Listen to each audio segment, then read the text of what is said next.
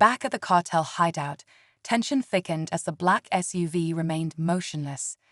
The crew exchanged wary glances. One of them, a hardened enforcer, finally stepped forward, gripping his weapon. He was about to call out when the SUV's back door creaked open. A single boot stepped onto the dirt, followed by a figure no one expected to see. It wasn't law enforcement. It wasn't a rival. It was someone they all recognized, someone who was supposed to be on their side. The young member's stomach dropped. If this person was involved, then they had seriously miscalculated. This wasn't just about an old man's flag anymore. This was something bigger, something that could turn their whole world upside down. The veteran, still watching from his porch miles away, already knew. He had called in a favor, but even he hadn't expected it to go this deep. Now the question wasn't just who would make the next move, but who would survive it. The air inside the cartel hideout turned ice cold as the figure stepped fully into the light. Eyes widened. The crew, once so sure of their control, now stood frozen in place. This was no ordinary man. He was someone with influence, someone who only showed up when things had gone too far. The young member swallowed hard, realizing too late that this wasn't just a warning. This was a reckoning. Outside, the SUV's engine cut off. More doors opened.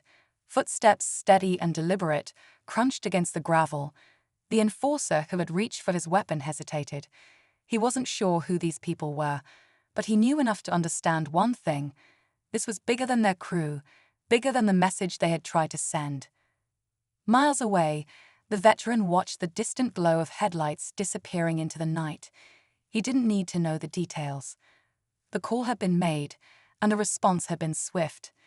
He knew the people he had contacted weren't the kind to leave unfinished business. He simply turned, stepped back inside, and closed the door behind him. By morning, the cartel hideout was abandoned. No sign of struggle, no trace of what had happened, just empty beer bottles and a burned-out fire pit. The town remained quiet, unchanged on the surface, but everyone felt the shift. The veteran's flag, once reduced to ashes, had been replaced overnight. A brand new one waved proudly in the morning breeze, untouched. But the real twist came later. The young cartel member, the one who had sensed something was wrong, had vanished. Some whispered he had switched sides, knowing the weight of the mistake his crew had made. Others believed he had simply disappeared, swallowed up by forces greater than he could understand.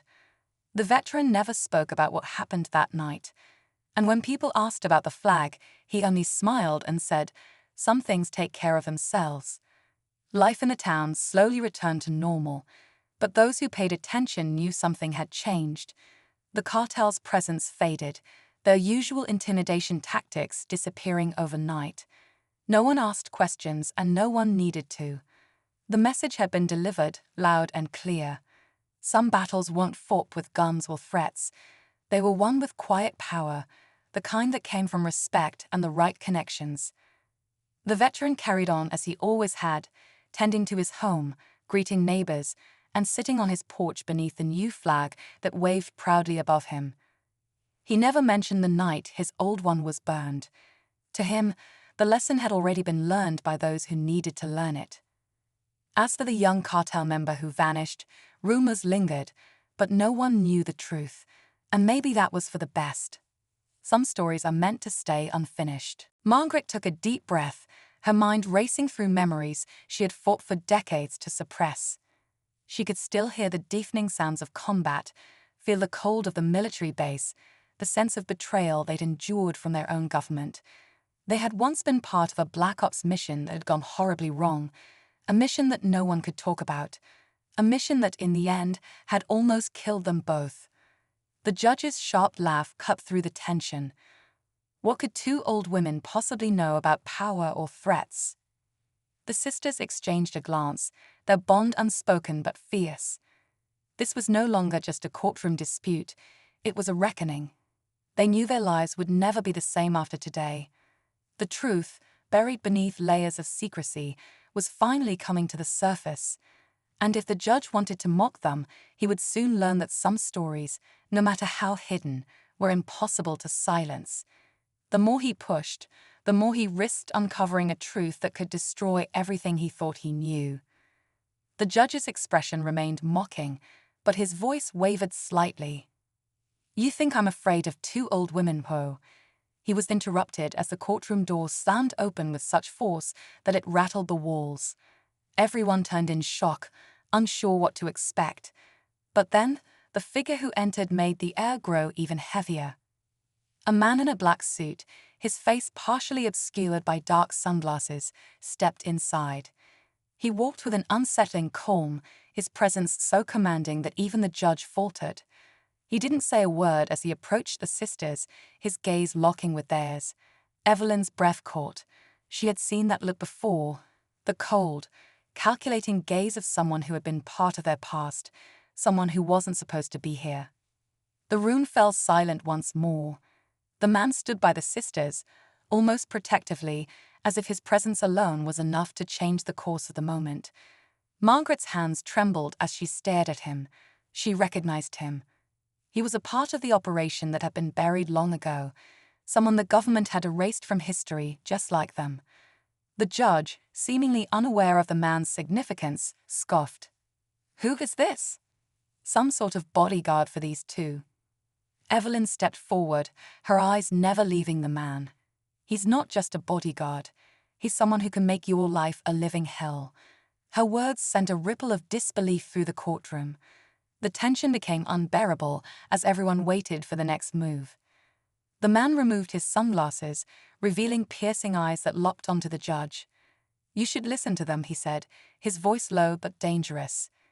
"You have no idea what you're dealing with, and I suggest you take a step back before things get complicated." The judge's face turned pale. He opened his mouth to speak, but no words came. It was clear now that this was more than just a case. More than just two old women facing mockery. It was a reckoning. The audience remained frozen, unsure whether to speak or breathe. And then, with a sudden, jarring shift in atmosphere, the man glanced at the sisters and nodded once. "The truth will be exposed, whether you're ready for it or not."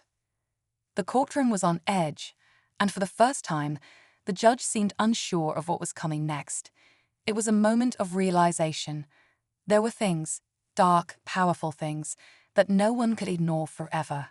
And the past had just come crashing into the present. The judge stood frozen, his mouth agape, unable to process the weight of the moment.